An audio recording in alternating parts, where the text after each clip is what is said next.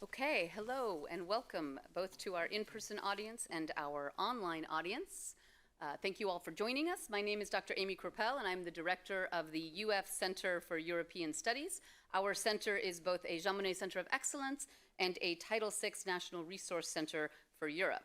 Although the center is housed in the College of Liberal Arts and Sciences, it is a multidisciplinary area and language study that serves the entire campus and off-campus community. A few housekeeping notes before we begin. Today's discussion will be recorded and will be available on both the UF-CES website and the Bob Graham Center websites. We will have a Q&A session following the presentation. For the in-person participants, we will have a microphone that we'll pass around. For those who are online, there is a chat function at the bottom of your screen, I am told, and you can enter your questions there and have them read aloud for here, and they will be monitored. I want to thank everyone again for joining us today. This presentation is part of the UF Jean Monnet Center of Excellence EU in the News Public Forum, and we're here today to discuss transatlantic community in the aftermath of Russia's aggression, what's next. And this was presented in support, with support of the Erasmus Plus program of the European Union, and is today being co-sponsored by the Bob Graham Center for Public Service, which is where you all are. So thank you to them. We have two discussants or presenters today, as well as a moderator informally and as needed. Our informal as needed moderator will be Dr. Matt Jacobs, who is the director of the Bob Graham Center. And our first panelist will be Mr. Coffey, a senior fellow at the Hudson Institute, who focuses on foreign policy issues. Prior to joining Hudson, Mr. Coffey worked at the Heritage Foundation as a research fellow and director of the Foreign Policy Center. He previously served at the UK Ministry of Defence as a senior special advisor to the British Defence Secretary and was the first non-UK citizen appointed by the Prime Minister to serve in that capacity. He also worked for the House of Commons as an advisor on defence and security issues for the Conservative Party. His work in British politics followed his service to the United States as a commissioned officer in the Army, and he is a veteran of the war in Afghanistan, where he was awarded the Bronze Star Medal. Our second panelist, Dr. Zachary Selden, is an associate professor at UF in the Department of Political Science. Until December of 2006, Dr. Selden was the director of the Defense and Security Committee of the NATO Parliamentary Assembly based in Brussels. And from 2000 to 2003, he was an international affairs analyst in the National Security Division of the Congressional Budget Office. Prior to that, he was a research director for emerging threats at Business Executives for National Security, a nonprofit organization based in Washington, D.C. Before you leave today, we ask that you sign up. There's a sign-up sheet in the back. If you're here for Dr. Selden's class, you got to sign up to get credit. He won't remember your face. If you're here for any other reason, and we hope many of you are, we ask that you sign up so that we can inform our sponsors and our funders of the number of people who were here and your backgrounds. We promise not to spam you too much with information about other events. And speaking of other events, particularly if you are interested in the broad topic of Ukraine, the Center for European Studies has a virtual event. These flyers are in the back there on the table. We have an upcoming virtual event on Wednesday, also moderated by Dr. Selden, called Fueling the War in Ukraine, with panelists focusing on the role of energy and energy politics in the current conflict. We also have a number of other events that are more or less related to this, and you can find out more information both on the flyer and on our website. And while I don't know them all specifically, I'm quite confident that the Bob Graham Center also has a broad array of events that will be of interest to you, and I encourage you to visit their website as well. And with that, I'm going to step away and let Mr. Coffey take the podium. Thank you. Thank you. Thanks for that kind introduction.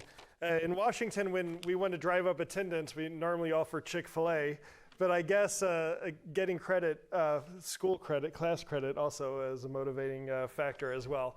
It's great to be here in Gainesville, where it's nice and warm, and I want to particularly thank the Center for European Studies and the Bob Graham Center for Public Service for putting together this event and for inviting me here to speak, and especially for the Center for European Studies with all the logistics and the patience required to help get me down here for this event.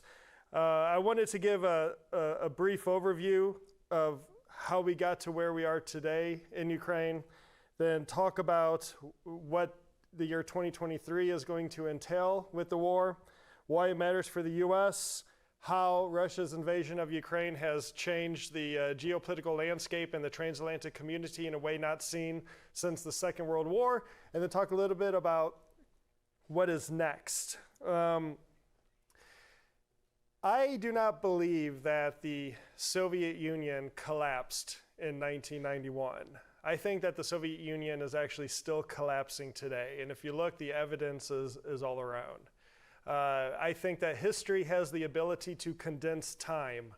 And when historians 200 years from now write about the era that is the collapse of the Soviet Union, they will identify Russia's February of 2022 invasion of Ukraine as the most consequential act and probably the final act of the collapse. And if you look around the region since 1991, whether it's the ongoing Russian military presence in Transnistria, Russia's invasion of Georgia and continued occupation of Abkhazia and South Ossetia in 2008, the ongoing skirmishes and tensions between Armenia and Azerbaijan over Karabakh, the border clashes between Tajikistan and Kyrgyzstan, or Russia's annexation of Crimea in 2014, and of course its large-scale invasion last year, the Soviet Union is still collapsing today.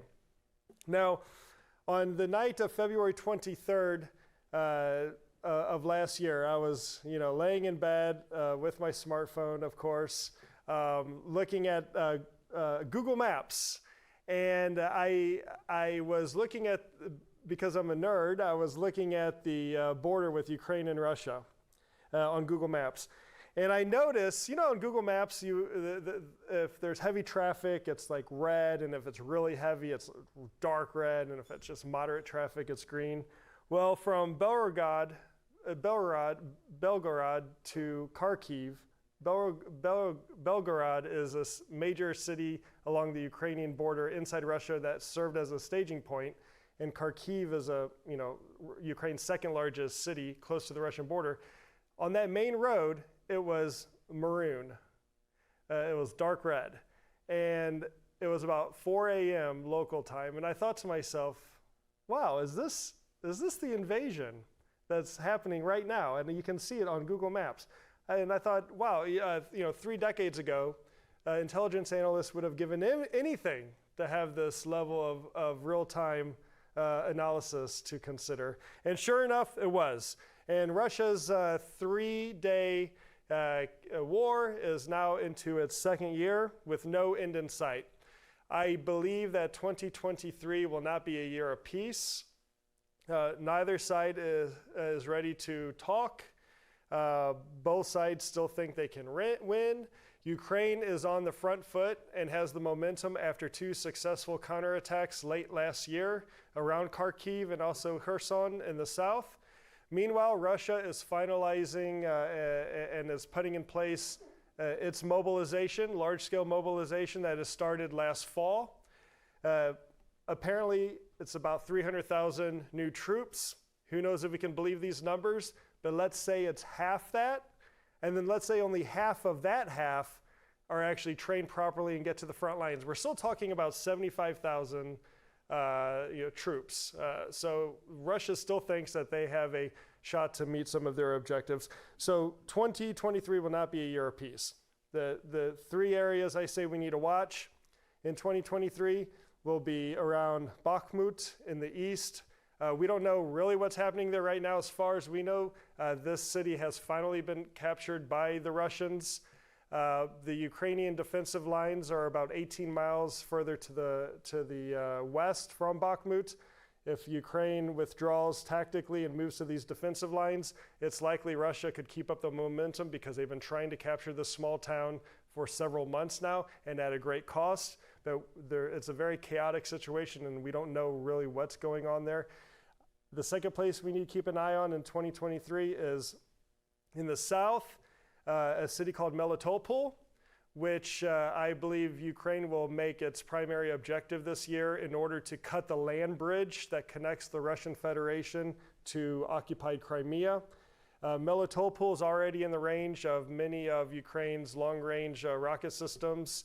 And from the people I speak to and from what I'm seeing in open source reporting, it is likely this will be Ukraine's main effort this year if they can stabilize the situation around Bakhmut. And then the third place to keep an eye on is with Belarus. Russia's already tried once to take the capital from Belarus. There's a big question mark what Russia might try again. If the armed forces of Belarus might participate this time, which I think would probably be a very bad decision, but it wouldn't be the first bad decision that Lukashenko has made. And but just threatening the capital or just threatening the supply lines in Western Ukraine from Belarus could be enough to force the Ukrainians to pull back desperately needed forces on the front lines in the east and the south to come back and defend the capital or to expel another invasion into Western Ukraine. And that could cause problems for Ukraine itself. The war in Ukraine has consequences for us here in the United States.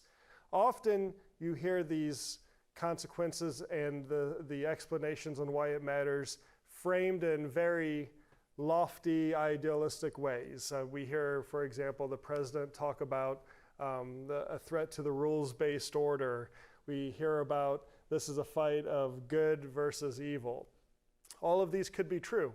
It is a fight against good versus evil. Last November, I visited Bucha. I saw the sites of the mass graves, and you can't describe what happened there in any other way but evil. But when you go to an American taxpayer, where I'm from in the Midwest, and you say, well, we have to invest in Ukraine because of the rules-based order, they look at you like you're crazy. They don't even know what that means. I don't even really know what that means, right? So we have to start framing why Ukraine matters in a way and using words that people can understand. And I think there are three main reasons why stability in Europe and Russia's invasion of Ukraine matter to Americans. And the first one is the economics behind it. The stability and security that Europe has experienced, or relative security and stability that Europe has experienced since the end of the Second World War, has created a level of economic prosperity that has not only benefited the Europeans, but also the United States. The Transatlantic community, so North America and Europe together, account for about 45% of the global economy. We're each other's number one source of foreign direct investment. We're each responsible for the creation of millions of jobs on either side of the Atlantic. The transatlantic community has some big spenders, which drives economic activity. 50% of global private consumption is found between North America and Europe. Meanwhile, India and China combined only accounts for 14% of private consumption. So we're big spenders, but crucially, we're each other's number one export partner. 45 out of 50 states export more to Europe than they do to China, including our largest Pacific-facing country, California. So right now, Vladimir Putin is trying to undermine that stability and security that we've enjoyed in Europe that has brought economic prosperity, not just to Europeans, but also to Americans. Because when we talk about the exports, when we are exporting a product or providing a service, that's an American building something or providing a service for something, and that's a job. So we cannot take for granted the stability and security in Europe and how that impacts the economics. The second reason we should care about Ukraine is actually because of China. You often hear this argument that, well, Taiwan should be the main focus, Ukraine is a distraction, Russia is a distraction, China is our main geopolitical adversary. What these people who argue this fail to understand is that Russia and China are figuratively two sides of the same coin. Literally, they're two sides of the same landmass. And Russia is China's junior partner. So anything we do to weaken Russia indirectly weakens China. And anything we do to strengthen Ukraine and make Ukraine victorious will indirectly make Taiwan safer. We can't differentiate between these two geopolitical challenges because there's so much overlap and so many connections. I'm not saying that the Chinese have military planning cells in Moscow, but We have heard in the news recently about this concern about China providing munitions and other military hardware to Russia. I could almost guarantee they've been providing non-lethal aid to Russia. But crucially for Russia, Beijing and Moscow has come to some sort of accommodation or agreement that allows Russia to feel comfortable enough to empty out its eastern military district so those soldiers can go fight in Ukraine in a way that is historically unprecedented. So if Russia feels comfortable doing that in an area, in a region of Russia that historically has had a lot of tension with China, then that tells me there's more than what meets the eye in that relationship. And then finally, it's the degrading of Russia's conventional armed forces that is in our interests to support Ukraine for. U.S. military support to Ukraine to date during this war amounts to about $31 billion for just the military support. $31 billion. That's money out the door. Equipment, everything out the door. That's money that actually doesn't go to Ukraine. It actually stays here in the United States and fuels the defense industry and creates very good, high-paying, high-tech jobs in the defense sector. But it's about $31 billion. That works out to about 25 cents per American per day. It's less than 0.1% of our national GDP, and it's 3.2% of our fiscal year 2023 defense budget. So for that 25 cents a day per American, we're getting the dismantling of Russia's conventional armed forces. Now, we never know exactly what the battlefield assessments truly are or how much damage has been caused because we just don't know, right? No one's sharing accurate information. Both sides probably deflate or inflate the figures depending on what suits the narrative. But because of this day and age of open source intelligence, there's all these internet sleuths that comb hours of TikTok and Telegram posts. And we have a pretty good idea what Russia has lost since February of 2022. There's one website in particular that's called Oryx, and if you haven't seen it, I highly recommend you check Oryx out. Put it into Google, Oryx Ukraine, you can find it. And this team of open source intelligence analysts will document every single major loss for Ukraine and Russia using photographic or video evidence. So if they say a T-72 tank was destroyed, they put a link to a social media post, for example, that will show that tank destroyed. According to what they report, Russia has lost more than 9,400 major pieces of equipment since the war started. And this includes almost 1,900 main battle tanks, 3,000 armored fighting vehicles and infantry fighting vehicles, 74 jets and other planes, 78 helicopters, and 12 ships, including the flagship of the Black Sea Fleet. And that's considering that Ukraine really doesn't even have a navy. So for that 25 cents a day, we are able to dismantle the conventional armed forces of one of our major geopolitical adversaries without a drop of American blood being spilt. And the Ukrainians will often remind us Americans that it's they who are fighting, it's not us who's fighting. So this is not another forever war for America. It's the Ukrainians who are sacrificing and the Ukrainians who are fighting every single day. They just want a fighting chance, a sporting chance to defend themselves. So how has Russia's invasion changed the geopolitical dynamics of the transatlantic community? I think there are a number of reasons, and I'll run through them and then conclude my remarks this evening. The first is that it's really solidified and rallied support around a common cause inside the European Union, inside NATO, in ways completely unimaginable just 18 months ago. It's also created a feeling of boldness and creativity on taking responsibility for security in the transatlantic region. Just think, this time last year, we were still having a debate on how many javelins and other anti-tank weapons we could send to Ukraine. Think where we are now. We're now sending Challengers and Abrams and other main battle tanks to Ukraine, right? So we've found some self-confidence, I think, as a transatlantic community on defending and sticking up for what we believe is right. For the most part, we have seen an increase in defense spending and investments across Europe. Not every country has pledged more. Some countries that pledged more at first are now doing a little less, but on balance, defense spending across Europe is increasing. And in fact, defense spending across Europe started to increase with Russia's annexation of Crimea in 2014 and has increased year on year, and it's now in overdrive, I would say. However, Russia's invasion of Ukraine has exposed major shortcomings in military readiness and in our defense industrial base.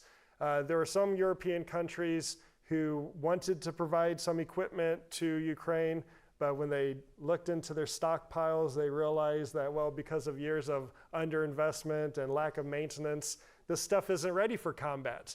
I actually think that's one of the reasons why the debate about main battle tanks coming from Germany lasted so long, because I don't think it would have exposed the lack of readiness that the German armed forces had, because they didn't have the tanks that were ready for combat to give to Ukraine. They had to get them up to speed.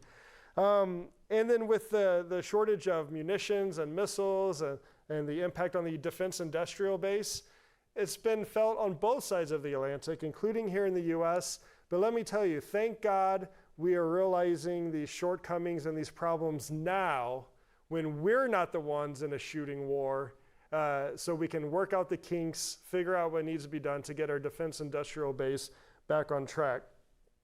There's also been a radical shift in Europe's energy security, which I understand will be a topic of discussion at the next event. But we now have Europeans diversifying away from Russia, looking at other regions of the world. Just a few weeks after Russia's invasion, you had a high-level EU delegation signing deals in Baku, expanding the capacity of the Southern Gas Corridor, looking to North Africa, looking to US LNG exports. And we now have a situation where Europe's starting to get into a pretty good place with its energy mix away from Russia. There's a temptation, I think, by some European countries to look towards Iran, trying to play nice with Iran, but I think this would be an error in the long run. But I think overall, with the mild winter we've had, right now, Europe is doing just okay with energy. I think perhaps next winter could be the big challenge, but this winter we seem to be doing okay. There's also been what I call a disappearance of any of the anxieties that Europeans had over Britain's role in European affairs post-Brexit. Before February 24th, it was still common to go to conferences and hear panel discussions about Britain's role in Europe now that they've left the EU. And I think what Russia's invasion of Ukraine did and what Britain's response did during the lead up to this invasion and in the aftermath of this invasion reminded everyone that Britain has been a continental power for centuries, and it'll be a continental power for centuries more, regardless of its membership status in the EU. And I've noticed now there's less discussion or almost no discussion or talk about Britain's role in Europe anymore because they have played such an important leadership role. And I think this is healthy for all sides to move on from the Brexit era and to look towards the future. This war is also, I think, put to bed, at least for the time being, this Anglo-French, German-French idea of strategic autonomy, that the EU should be developing military tools and institutions to do more in European security without the United States. No one's seriously discussing strategic autonomy. I'm always hesitant to bring up strategic autonomy because if you ask 5 people what they think strategic autonomy is, you get 5 different answers. But I think this idea that Europe doesn't need the United States and can go it alone, I think is no longer something seriously being discussed. And in fact, I feel like the Russia's invasion of Ukraine has breathed new life, practical life, into the EU and CSDP when it comes to European security. I mean, who could have? I've been highly critical of CSDP. Running parallel to NATO structures and in some cases duplicating NATO structures and discriminating against NATO allies. In the past, I've been very critical, but to give credit where credit is due, it would have been unimaginable 18 months ago to think that the EU Commission would be financing 3 billion euros worth of weapons for a non-member state during a major conflict in Europe. I mean, I think the EU is starting to find where it can really be of assistance and where it can really complement what NATO does to help encourage European security and stability. So I'll conclude here. What does the future hold? NATO is back, but NATO needs to get back to basics. It doesn't have to be everywhere in the world doing everything, but according to Article 6 of the 1949 North Atlantic Treaty, it must be, and I quote, in the North Atlantic area north of the Tropic of Cancer, able to defend its member states' territory. And I think we're starting to bring NATO back to its foundings and really focusing on the territorial defense aspect of the alliance. We should not fear a Russian defeat, and we should assume and plan that a Russian defeat, a Russian military defeat inside Ukraine could spark a chain of events around the borders of what we now know as the Russian Federation, and there could be second and third order effects of these major events that could happen inside Russia, whether it's a military coup, whether it's separatism, some subnational groupings calling for independence in light of a Russian military defeat inside Ukraine, the emergence of private military companies like the Wagner Group and the influence that these groups have inside Russian politics these days. We just don't know, and we need to prepare for it. And then finally, and I'll stop here, we have to start wanting Ukraine to win more than we just hope Russia's going to lose. And if we start thinking this way, if we start giving the Ukrainians the weapons they need to win, then they can win. I've never believed in this idea that Ukraine was going to get run over quickly by Russia. In all my writings going back years, you can find I've made the case that the Ukrainian armed forces after 2014 is so different from the Ukrainian armed forces before 2014, and they've never been more motivated or inspired to fight for their nation. And they know what will happen if they don't fight. If the Ukrainians stop fighting, they lose their country. If the Russians stop fighting, then the war stops. Thank you.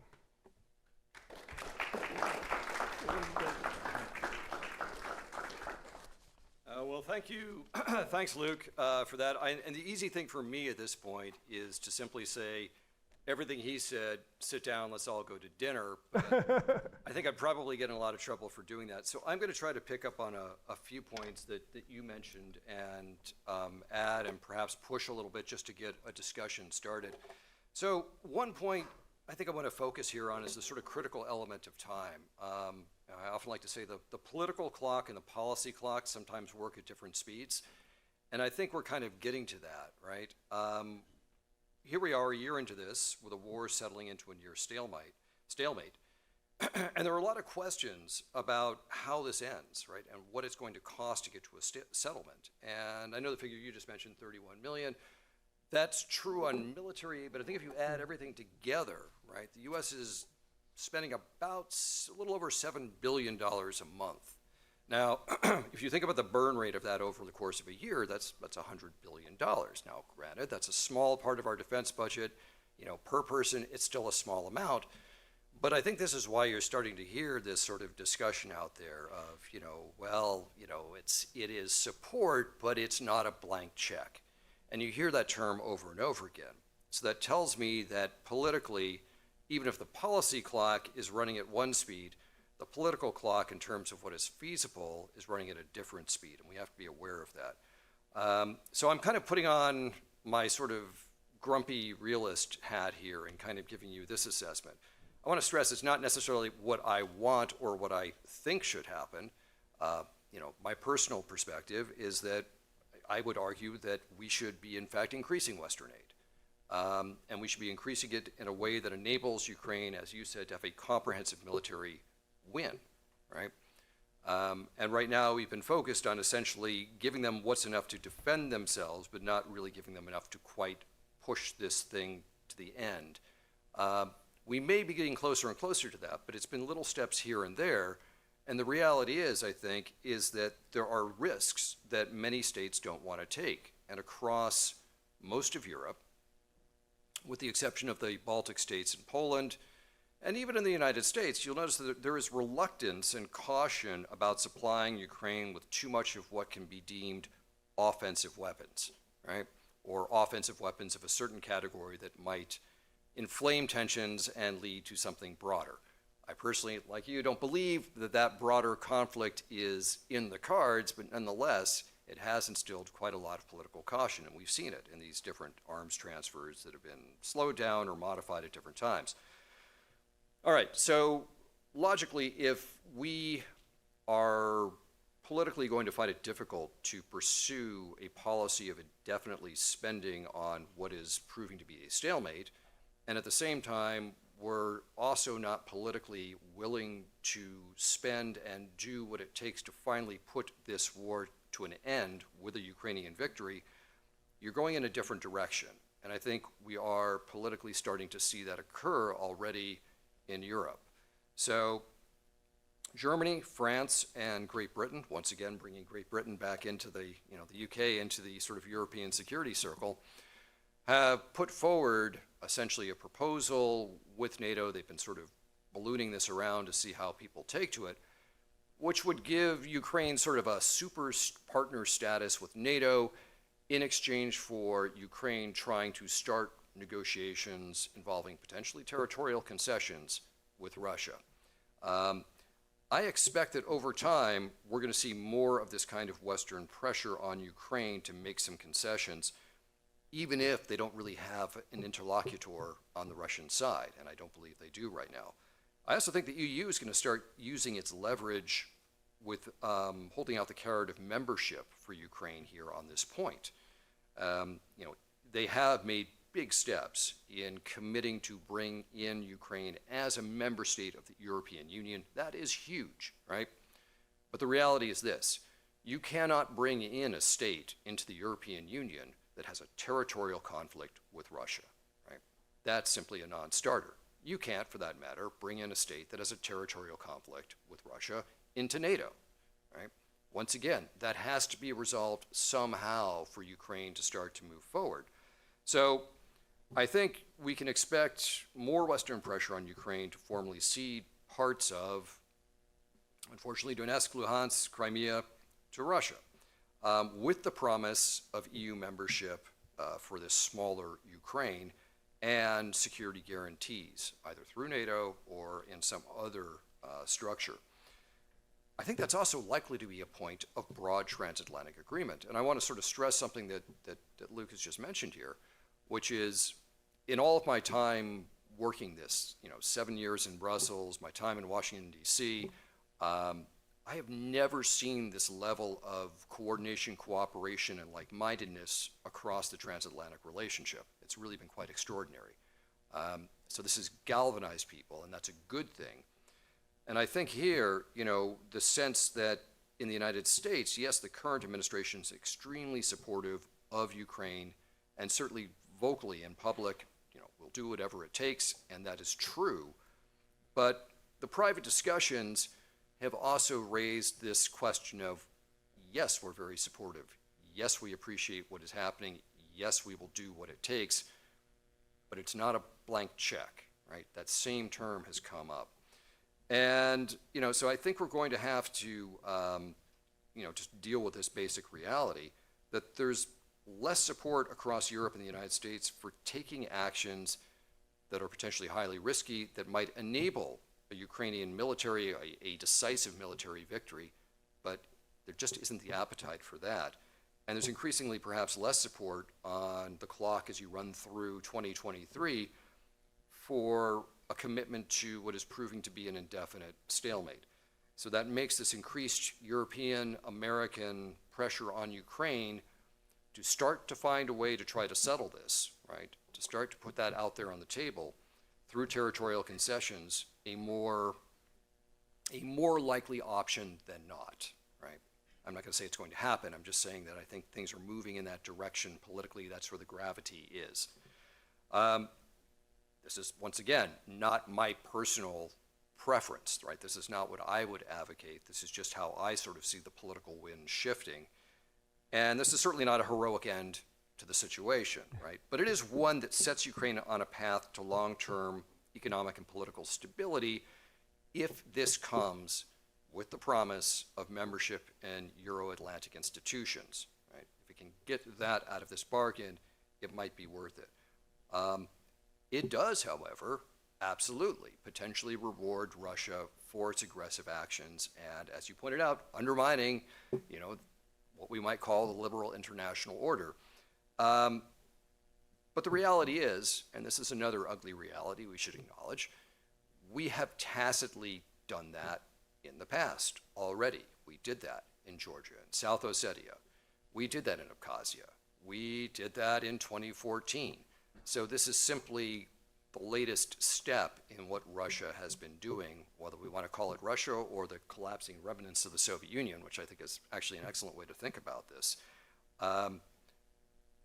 That's what we've tolerated so far. And so if you can engineer a situation where over the next year we see a settlement or the beginnings of a settlement that does grant Russia some formal territorial gains, but are distinctly less than what they already de facto had in 2014, right?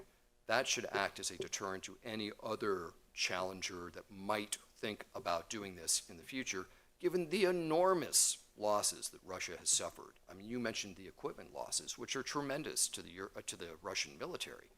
But think about the personnel losses as well, right? I have seen estimates of 100,000 casualties, possibly up to 50,000 dead, right? That is huge, right? And it's having a tremendous negative impact on Russian society, cascading through it. So all of this could be very ugly and very unsatisfying, but it may be politically viable, and it may enable Ukraine to start to rebuild as a European state tied into European and transatlantic institutions. And that may be the outcome which is broadly beneficial to peace and security in Europe.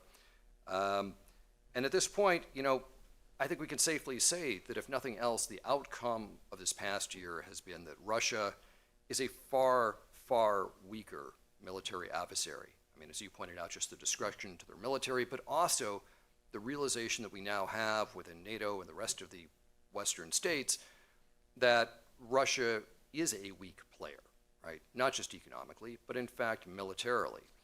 And at the same time, as I mentioned before, transatlantic unity and unity between NATO and the European Union is really at an all-time high.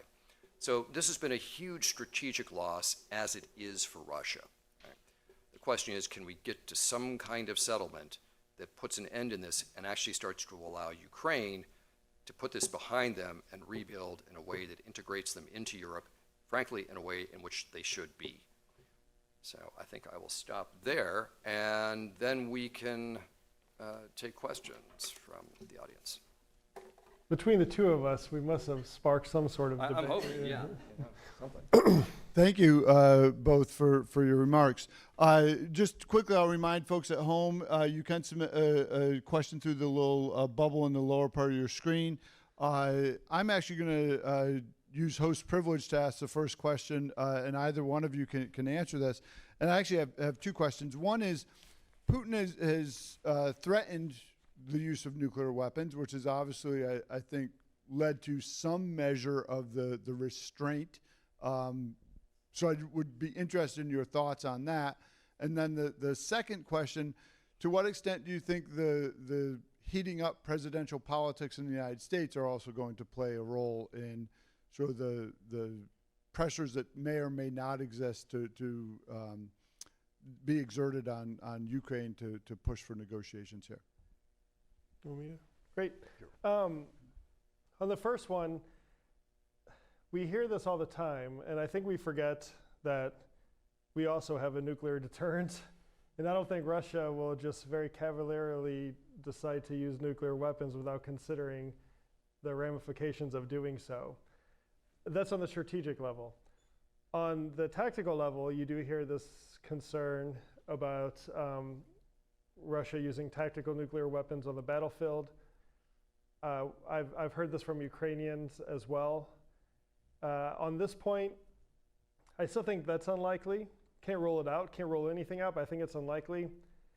And I don't think it would have a material impact on Ukraine's will to continue fighting.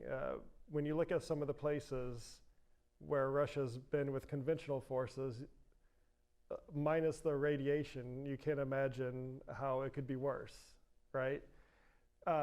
And I'm not an expert on Russian military doctrine with the use of tactical nuclear weapons, but from what I understand and from what I've read and discussed with people, it is in fact in their doctrine to use tactical nuclear weapons, or even nuclear weapons for that matter, in a conventional war to, they call it to escalate to de-escalate, right? But on the use of tactical nukes, this is done when you're winning on the battlefield already, and then the tactical nuke is used to like be the final push across the finish line to get your adversary to the negotiating table. Clearly, Russia's not on the front foot right now. And the final point on this is to operate in a NBC, a nuclear, biological, chemical warfare environment, takes a certain level of skill and training and equipment that I think that the Russian forces probably lack. I remember as a young soldier just going to the rifle range wearing my full chemical setup. I mean, try shooting a rifle when it's like 100 degrees outside and you have that the whole like gloves, rubber boots, head to toe covering. It's hard to do, and to like do small unit tactics and procedures on the battlefield while wearing all of that stuff. I don't think Russia has the training or the ability to operate in that sort of environment, because they would then have to operate as well in that environment, at least in the short term. On the point about the presidential debate, the presidential campaign and the debate we'll be having about Ukraine, I think really the main focus is on the right, on what the Republican candidates will do. I think you'll see some take the full-blown nationalist point of view, saying this is none of our business, why are we screwing with it? I think you'll have some people already saying this is in our interest, we have to support the Ukrainians, it's in our interest that they win against Russia. And you'll have some people, one person in particular I'm imagining that many of you might be familiar with, who I, from what I gather, knowing people around him, instinctively would be supportive of Ukraine's right to self-defense, but will probably be walking a tightrope politically until that person might or might not win the primaries. And then if they get the candidacy, then you probably will see a more mainstream view on this. But for what it's worth, I believe that those on the Republican side, on the right, who are against support to Ukraine, U.S. support to Ukraine, I think this is predominantly a very online phenomenon that's driven by a small group of very vocal opponents who are mainly found on Twitter. And inside the Beltway or inside our little like Twitter sphere, we get all worked up about it. But when I go to red states, when I'm home in Missouri, I see Ukrainian flags flying. I've been fly fishing in the Shenandoah in places where I don't even have a cell phone signal, and I see Ukrainian flags flying. I think Americans instinctively like supporting the underdog, and we like sticking it to Russia when we can. So I think broadly speaking, there's still strong bipartisan support among the huge middle ground to continue supporting Ukraine.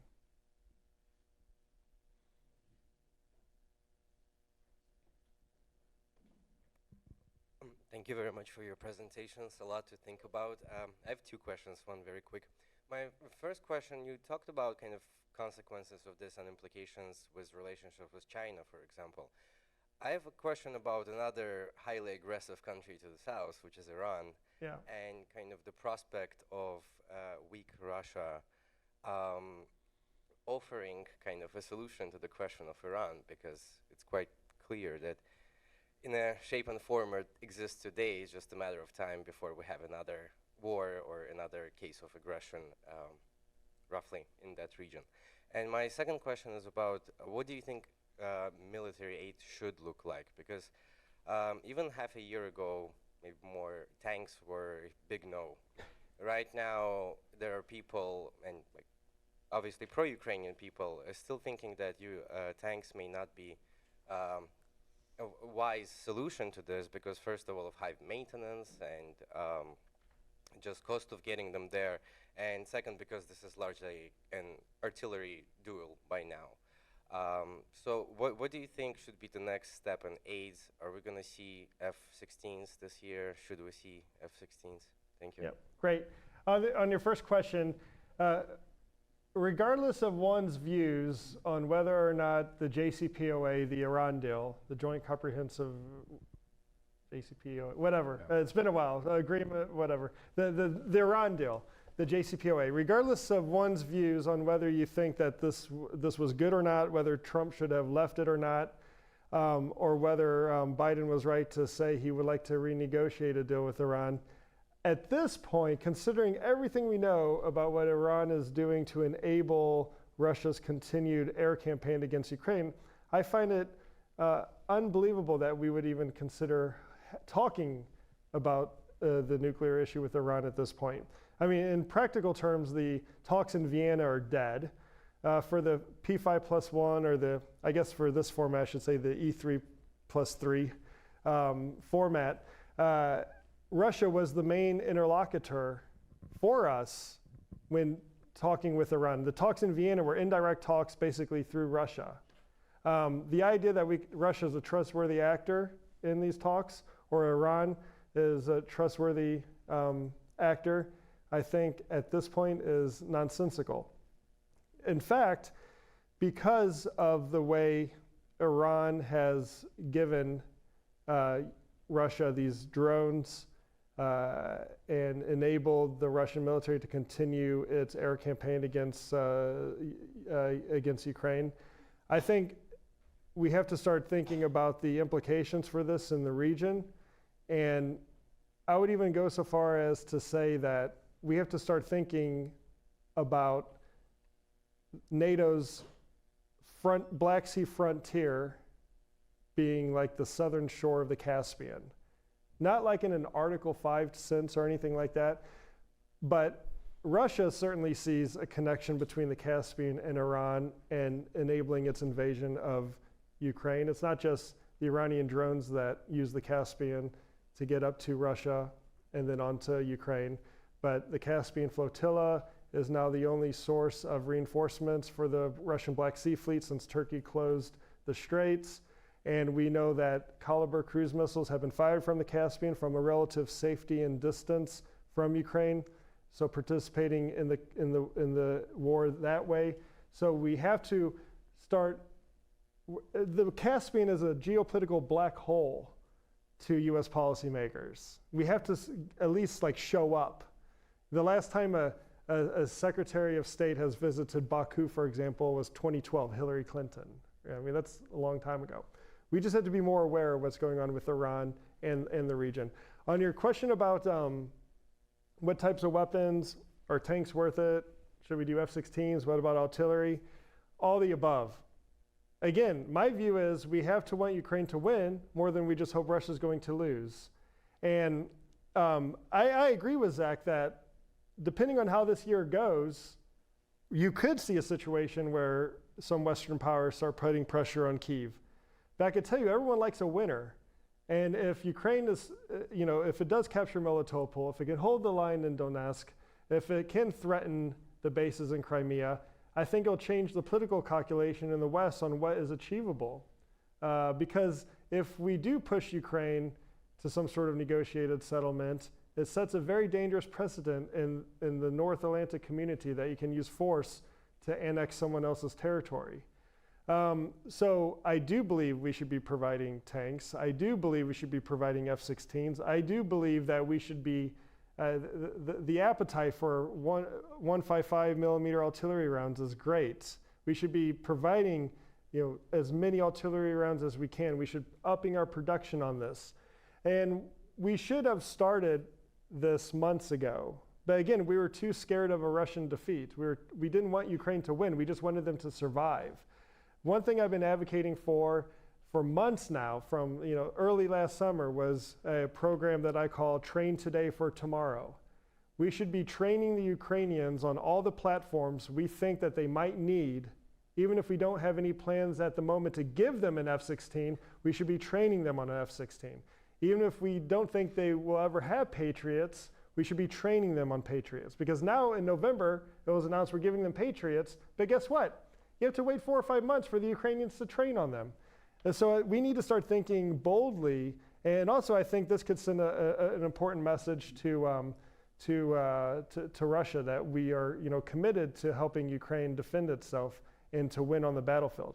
On the final point about your point about how complex the tanks, the logistics, and all this, I think one of the things we've done from the very beginning is underestimate the innovative spirit of the Ukrainians. I mean, these people are fighting for their national survival, and I don't think maintenance and logistics are going, while it might cause a problem, I don't think it's an insurmountable roadblock to them using advanced equipment. In fact, everything we've seen so far is that they can quickly learn how to use these complex pieces of equipment very effectively. On one hand, they're using the HIMARS very effectively. On the other hand, they buy a drone, presumably off like Amazon in Western Europe, have it sent to Ukraine, attach a $25 grenade, and some like 19-year-old kid wearing VR glasses drops it down the hatch of a Russian T-72 tank from about 100 feet and destroys $1 million tank. So I think across the board, we've underestimated the Ukrainians and their will and their desire to fight. We do have an online question. What does the complete collapse of, here it says Soviet Union in reference to your comments, due to the international order, should that actually play out that way? Yeah, this is very difficult issue to forecast and predict, and it very well may not happen. Who knows how the Russian Federation will emerge from all of this, how Vladimir Putin will emerge from all of this. I'm also mindful of the sensitivities around this issue, because if you talk about preparing for the collapse of the Russian Federation, you're branded a warmonger and you're calling for regime change. I'm not calling for regime change. I think this would be a matter for the Russian people to decide. But if you don't talk about it and you don't prepare for it, and then it happens, then you're part of the expert class that got it wrong again, right? So it's a difficult issue to discuss. But I'm very happy to plan and discuss it, because I think it would be geopolitical negligence not to consider this possibility, because look how quickly it happened in the late 1980s when we saw the fragmentation of the Soviet Union and the breakup of the USSR. There are a lot of assumptions, I think, that can be made when we think about what a post-Putin Russia could look like. Some of these assumptions are there'll be calls for self-determination and perhaps independence in certain regions of Russia. How do we respond to these in a way that are in America's interest and also in line with international law and norms? We should start thinking about this now. We should assume that there'll be tens of thousands of young men disproportionately from ethnic minority groups that will have combat experience and that will come home to not much. And how will that fuel the flames of separatism if Russia's militarily defeated in Ukraine? I think we have to think about what a collapse of the Russian Federation would mean in terms of Russia's influence in other parts of the world, in the Caucasus and in Central Asia. What will countries like China and Turkey do? And how can we harness that to our advantage? How can we deter it when we need to? I think there are a number of questions that we have to consider, and I just don't feel like we aren't having a discussion about this because we're too scared of a Ukrainian victory. And I think our policymakers need to at least privately start thinking about, well, what if this actually starts to unravel very quickly? What do we do about the weapons of mass destruction? What do we do about the flow of refugees out of Russia into neighboring countries? What do we do about internal fighting inside the Russian Federation that could spill over to our partners and allies in Europe and in Central Asia? I think it's responsible to think about this now. Yeah, thanks for taking my question. I'm a little bit older, so I remember some things from way back that seem similar to today. 20 years ago, we invaded Iraq illegally and laid waste to that country. Now, supposing at that time Russia had supplied lethal aid to the Iraqis to kill Americans, would the Bush-Cheney administration have just stepped back and, like Putin has, and not retaliated directly against Russia for doing that? Now, also, in 1990, Secretary of State James Baker promised Mikhail Gorbachev that he would not extend NATO into the Warsaw Pact countries. But of course, we lied. It's just like we lied to the Indians. That's why we're all white people here. And Putin has complained that NATO is trying to encircle and stifle Russia, or just to threaten Russia by having weapons right on its border. Well, supposing Russia made a military alliance with Venezuela or Nicaragua or Cuba and put weapons there, wouldn't we invoke the Monroe Doctrine to stop that from happening? My question is, why is there one standard for Russian aggression and a different standard for American aggression? Can I take part of that? Yeah. Or? So, I mean, as someone who worked in the NATO world for a bit, let me try to pick up on part of your question. So, there was ever a time in which the United States or anybody promised the Soviet Union, well, Russia, that there would be no NATO enlargement. At that point in time, NATO enlarging in Eastern Europe wasn't even a thought, wasn't even considered. There were certain promises made about East Germany at that point in time, but that was a very particular situation. So you also have to understand that every country that has joined NATO or wants to join NATO is doing so because of sovereign decisions in those countries, right? Precisely because of the threats they feel most of the time from Russia, right? So they want to join an alliance that will protect them. And so our choices are, do we ignore those, right? And essentially say, no, Russia has a veto over your foreign policy. Or do you treat them as sovereign nations and say, yes, we'll talk. If you want to join and you meet the standards, we bring you in, right? And I think that's really the story of what's happened over this period of time. I mean, there's never an instance that I can think of when the United States or any NATO member country or NATO as an organization has gone to another state and said, you know, knock, knock, knock, hey, you want to join? Here's a list of all the benefits. It's always the other way around. It's those countries coming to the organization, petitioning, working for years to build the credibility to be able to join. And so I think you have to think about it that way, right? Do you ignore them? And if you ignore them, what signal does that send, right? So that's, I think, the better way to take that. I don't know if you want to. Yeah, I mean, the difference between Russia and NATO or the EU when it comes to the issue of enlargement, the EU or NATO says, hey, if you want to join, this is what you need to do. Then as a collection of democracies, we'll decide whether or not we want you to join. And then you, as a democracy, should decide through your political process if you want to join. And when we all come to an agreement, then you join.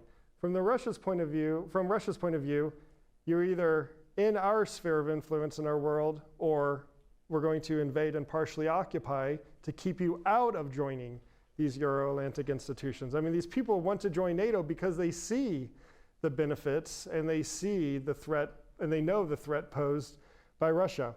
And, you know, normally I ignore these whataboutisms, but I'll bite tonight on comparing the situation with Iraq. The situation with Russia invading Ukraine and trying to legally annex huge chunks of that country is unprecedented in the 21st century and was last done in the 20th century when Saddam invaded Kuwait and annexed Kuwait. I think the two situations are completely different. But to continue with your logic of thinking here, I'll also say that it's possible for two things to be wrong. I think the invasion of Iraq, especially knowing what we know now, was a geopolitical disaster. I mean, it created the Middle East only Shia majority Arab state that's now fully in line with Iran. It's emboldened Iran's influence in the region. It was a mistake. But it's okay for more than one thing to be bad at the same time. But I find it very difficult to like compare the two events as if they're similar, because they're just not. We're not annexing Basra. Lethal aid to Iraq to fight the American invasion, like we're giving lethal aid to Ukraine to fight the Russian invasion. You can say, well, they're both bad, but we're talking about escalation and with a nuclear power.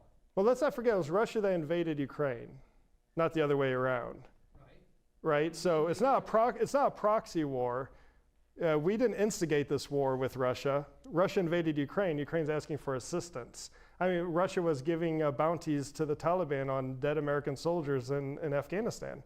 In the Cold War, we were helping the Mujahideen fight the Soviets. This is a very complex, messy world of geopolitics. But to say that just only one thing can be right and everything else is wrong, or America's always wrong and everyone else is always right, it's just, frankly, an unsophisticated approach to international affairs. Next question.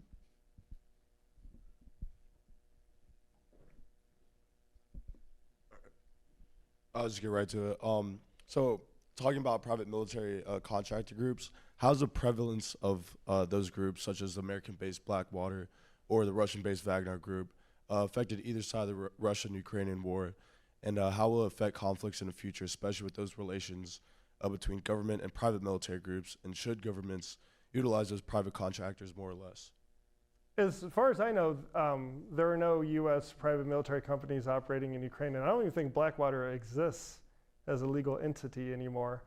Wagner is very much present in Ukraine and has been the main fighting force around Bakhmut, for example. You know, we saw the videos on social media of the recruitment of prisoners, and if you last 6 months, you get freed. And we also saw the first batch of graduates who lasted 6 months and were freed. But you know, the use of private military companies or in warfare, or mercenaries, or whatever you want to call them, and I know there's a legal distinction between all those groups, is something as old as warfare itself. And I think today we're just seeing the modern day manifestation of this through these private military companies.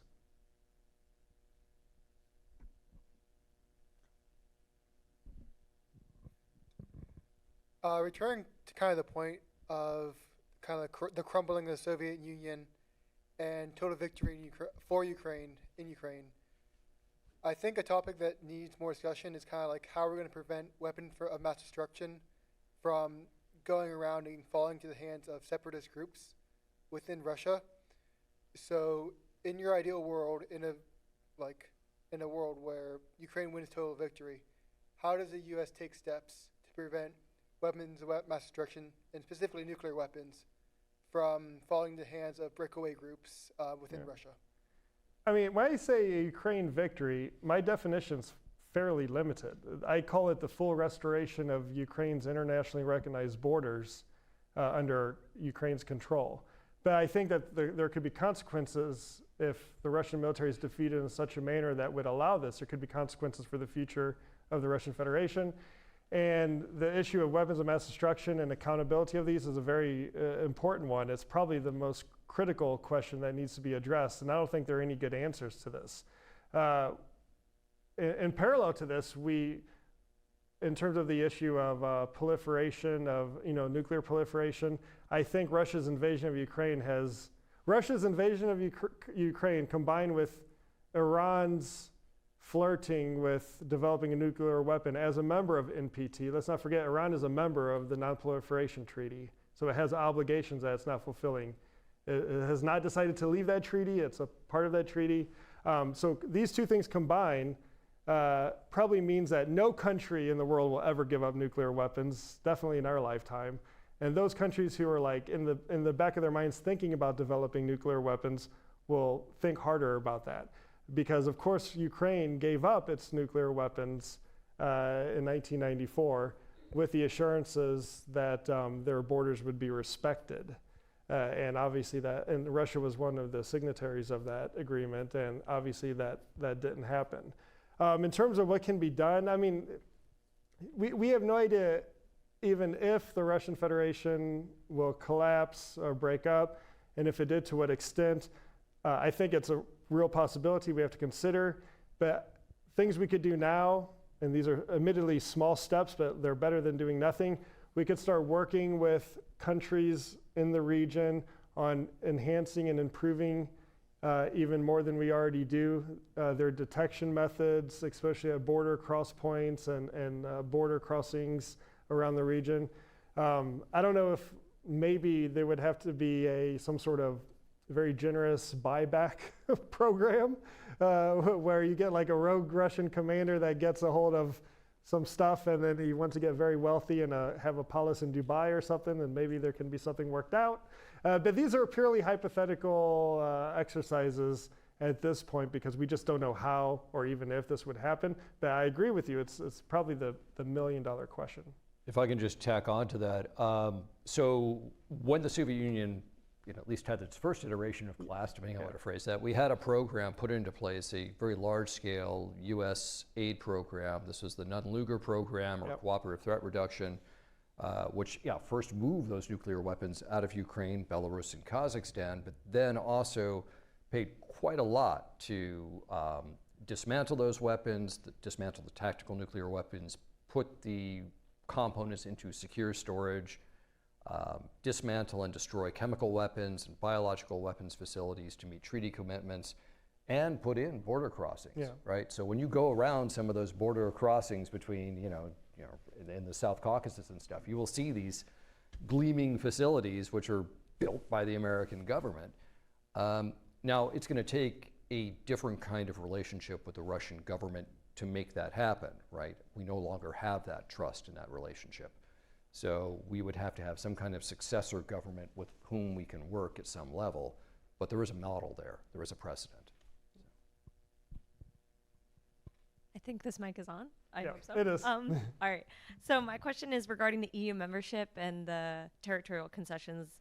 I don't remember who made that point. I believe it was Dr. Selden. But so I was wondering what the timeline would be for that, the feasibility of that, as well as considering the type of recovery plan that maybe would take place following membership into NATO or the EU, and why there is risk aversion in potentially sending aid, but if there's a membership extension, wouldn't there be continued aid after the fact for recovery? Sure. What I was talking about was the extension of more military specific aid and specifically offensive weapons. But you are starting to see this group of major European countries sort of pulling together and saying, hey, we need to have some kind of program looking into the future that tries to settle this, that's going to involve some kind of concessions and negotiation, and offering Ukraine sort of other carrots that sort of wed it closer to Western institutions. So I think when you start to see Germany and France and the UK coming together on that kind of program that tells you that the gravity in Europe is moving in a certain particular direction. My personal take is, I don't think Ukraine, with the best will in the world, right, will find an interlocutor in Russia with whom to have any kind of reasonable negotiation at this point, right? Something is going to have to shift and change. So while I see that pressure building in certain quarters in Europe, I don't see it necessarily being successful, barring some significant changes over the next year. Which is why me personally, I tend to support a somewhat more aggressive stance that would enable Ukraine to win back enough, because if you're negotiating those things from a position of strength, you're in a much better position, right? And I think that's must be part and parcel of this if it's going to work. So, you got time for 2 more questions.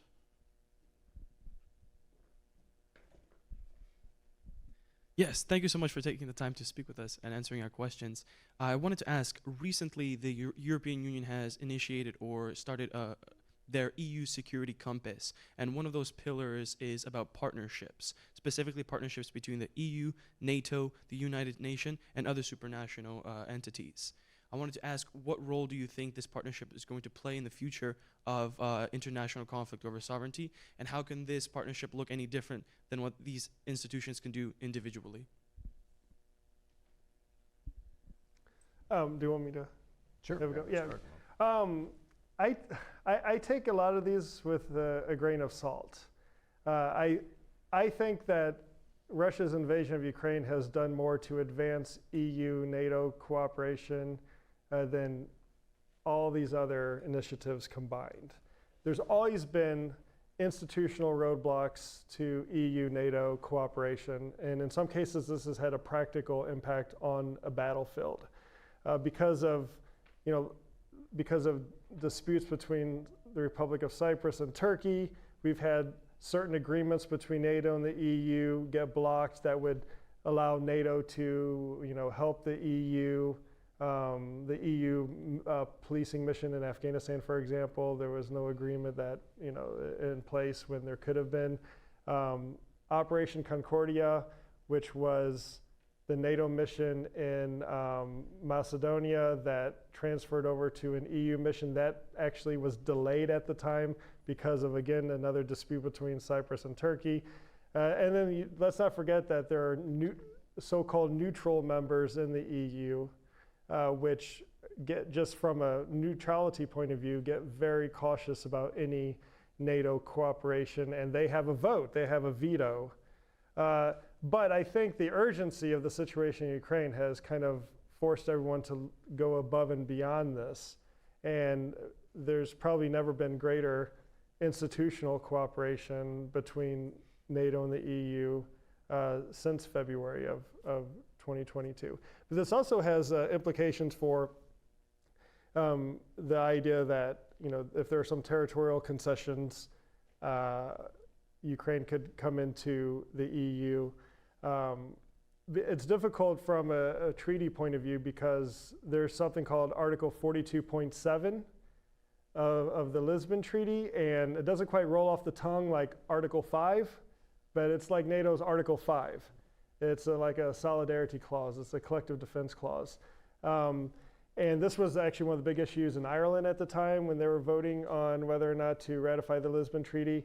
And depending on what sort of agreement or accommodation or makeup is made between Ukraine and Russia in this hypothetical notion of trading territory for EU membership, it could make that Article 42.7 difficult if a country's under partial occupation or under partial foreign control. Well, how does NATO play a role in that?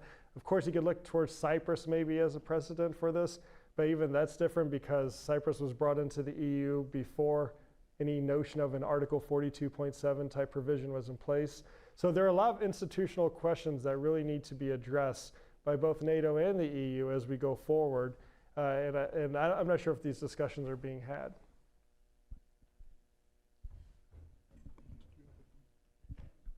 Last question.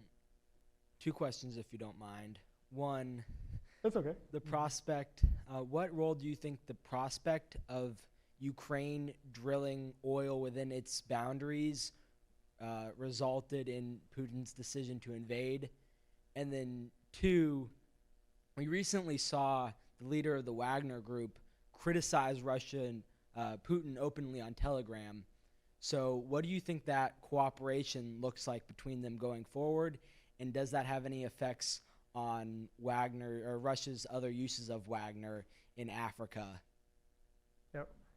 I don't think the prospecting for oil or drilling oil had really any meaningful impact on Russia's decision to invade when it did for the second time. Annexing Crimea fully, brought in a lot of the oil and gas fields off the shore that now Russia thinks is theirs. So there is that component of it.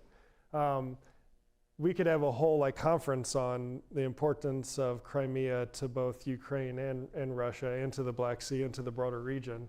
I believe it's always been it's been part of his plan to annex Crimea and then to go further into Ukraine for reasons, again, that again, could be a whole nother conference. In a nutshell, I think Putin sees Russia as a European country and not an Asian country.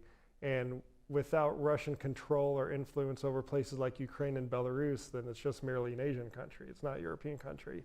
And I think that's part of his imperial worldview, that he feels like it's his obligation to get back some of these areas that were lost.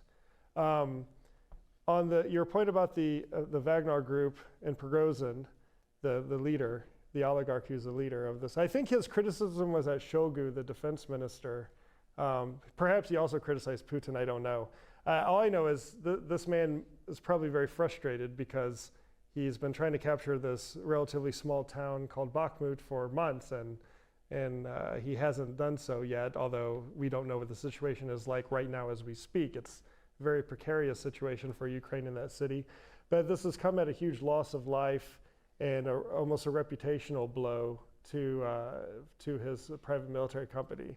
So there must be internal polis intrigue taking place over this fact. But one of the assumptions that I think we should make when we talk about the possible breakup of the Russian Federation is the role that these private military companies will play. We often talk about these subnational groups like Chechens and Dagestanis and whatever else, like they're going to be playing a role, and they will probably. But there's been this proliferation of these groups, of these armed private groups.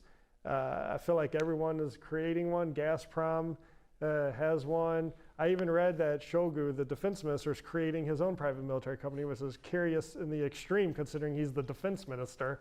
So everyone's like building these armed militia groups whose loyalty will be cash. So it is a very toxic situation, I think, because of that. If I could- Excellent. Well, I was Zach, going to did tack you- on one last point. I wouldn't make too big a deal out of Ukraine's energy resources that it's extracting domestically.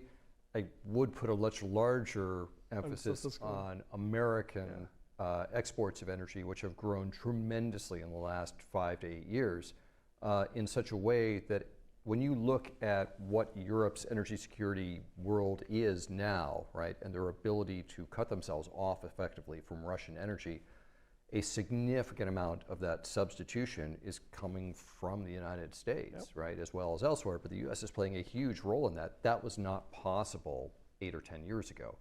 And so that's the game changer, I think, when we start to think about global energy issues and European energy security. So, Fracking. yeah. Excellent. Well, thank you very much for the very good discussion. Thank you all for your questions and for attending tonight. This concludes the event. Please give our speakers a round of applause.